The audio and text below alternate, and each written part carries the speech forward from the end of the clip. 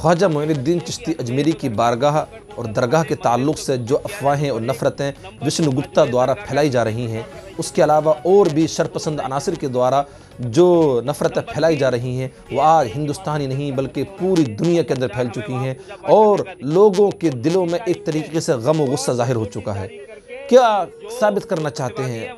कम व बेश 700-800 साल पुरानी दरगाहों के ताल्लुक़ से जहाँ पर हर एक की अक़ीदत जुड़ी हुई है, सिर्फ मुसलमान ही नहीं बल्कि हिंदू, क्रिश्चियंस, सिख, तमाम ही लोग अपनी मुरादों को लेकर के ख्वाजा की बारगाह में आते हैं और अपनी मुरादों को पूरी लेकर चले जाते हैं। लेकिन कुछ शरपसंद लोग को ये पसंद नहीं है। आप देख लीजिए शरपसंद करने वाले क्या क्या कहते हैं ख्वाजा मोइनुद्दीन के बारगाह के ताल्लुक़ से, उनके दरबार के ताल्लुक़ से, उनकी दरगाह के ताल्लुक़ से। हमने मुख्य मांग ये रखी है कि अजमेर जो दरगाह है वो संकट मोचन महादेव मंदिर उसे घोषित किया जाए, नंबर 1। नंबर 2, अजमेर दरगाह का किसी प्रकार का रजिस्ट्रेशन सरकार में है तो उस रजिस्ट्रेशन को तत्काल रद्द करना चाहिए।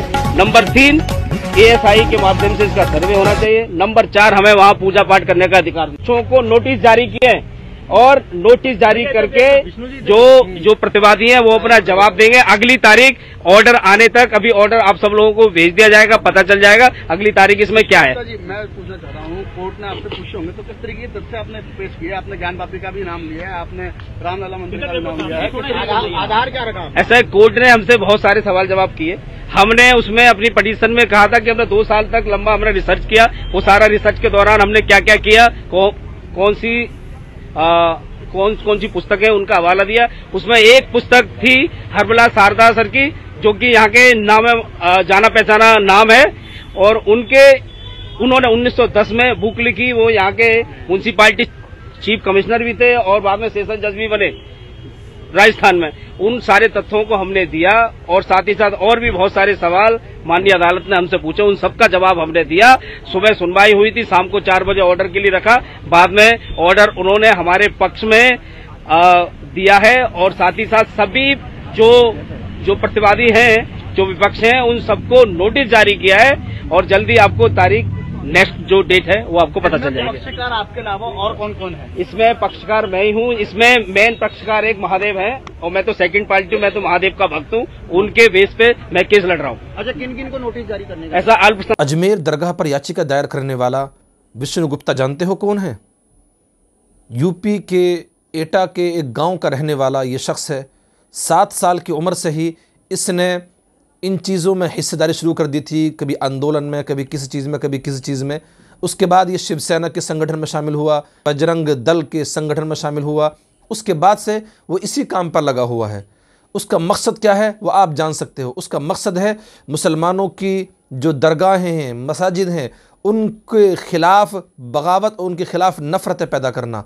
विष्णु गुप्ता का काम हुआ करता है जो पुरानी मसाजिद हैं उन पर याचिका दायर करना और मुसलमानों के ख़िलाफ़ नफ़रतें पैदा करना। इसी काम के लिए वो सैयदना ख्वाजा मोइनुद्दीन चिश्ती अजमेरी रहमतुल्लाहि तआला अलैह की दरगाह अजमेर शरीफ पहुंचा और वहां जाकर के उसने कोर्ट में याचिका दायर कर दी और कोर्ट ने भी एकदम याचिका पर सुनवाई शुरू कर दी है। खैर, ये सब क्या चल रहा है आप खुद जान सकते हैं। कभी मथुरा की मस्जिद में, कभी संभल की मसाजिद, कभी अजमेर की दरगाह, ये सब चल क्या रहा। हालांकि आप जानते हो जो अजमेर शरीफ में जो दरगाह है ख्वाजा मोइनुद्दीन चिश्ती की, वहाँ पर लोग हिंदू मुस्लिम हर धर्म के लोग आया करते हैं। सिर्फ मुसलमान ही उनसे अक़ीदत नहीं रखते हैं बल्कि गैर मुस्लिमीन भी बड़ी तादाद में वहाँ पर आते हैं और उनसे शरफ़ हासिल करते हैं। ख़ुद हिंदुस्तान का जो भी प्राइम मिनिस्टर हुआ करता है वो ज़रूर ज़रूर वहाँ को हर साल उनके उर्स के मौके पर चादरें भेजा करता है। यही नहीं, बड़े बड़े हिंदू संगठनों के आला मनसब पर फाइज लोग वहाँ पर जाते हैं और उनसे शरफ़ हासिल करते हैं। और ख्वाजा मोइनुद्दीन चिश्ती अजमेरी की दरगाह से जुड़ी हुई सिर्फ़ हिंदुस्तान के लोगों की अक़ीदत जुड़ी हुई नहीं है बल्कि हिंदुस्तान, पाकिस्तान, बांग्लादेश, नेपाल, पूरे एशिया, अफ्रीका, अमेरिका, उसके अलावा पूरी दुनिया के ममालिक के लोग वहाँ पर आते हैं और ख्वाजा मोइनुद्दीन चिश्ती अजमेरी से शरफ़ हासिल करते हैं, उनसे अक़ीदत रखते हैं। लेकिन बड़ा अफसोस होता है ये देख करके जो नफ़रतें उरूज पर पहुँच चुकी हैं, जो नफ़रतें आपस में पैदा की जा रही हैं, उन नफ़रतों की बुनियाद पर इन्हें भी मुश्तबा बना दिया गया है। जो ख्वाजा मोइनुद्दीन चिश्ती अजमेर रहमतुल्लाहि ताला अलैह हैं उन्हें मुश्तबा बना दिया गया है। आप ये वीडियो देखिए, ये विष्णु गुप्ता कहता क्या है।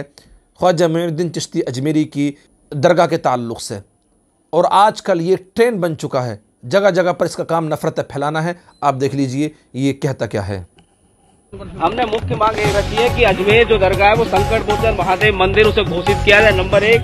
नंबर 2, अजमेर दरगाह का किसी प्रकार का रजिस्ट्रेशन सरकार में है तो उस रजिस्ट्रेशन को तत्काल रद्द करना चाहिए।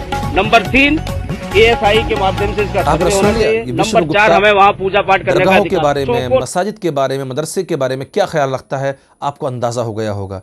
यही ख़यालात, यही इनका नज़रिया आज नफ़रतों को उरूज पर पहुंचा रहा है। आज जो भाईचारगी थी वो काफ़ी हद तक ख़त्म होती नज़र आ रही है। ये सिर्फ़ इन जैसे नफ़रत फैलाने वाले लोगों की बुनियाद पर हुआ करता है। बड़ा अफसोस होता है ये देखकर जो भाईचारगी आपस में रहा करती थी वो अब ख़त्म होने के दहाने पर खड़ी हुई है।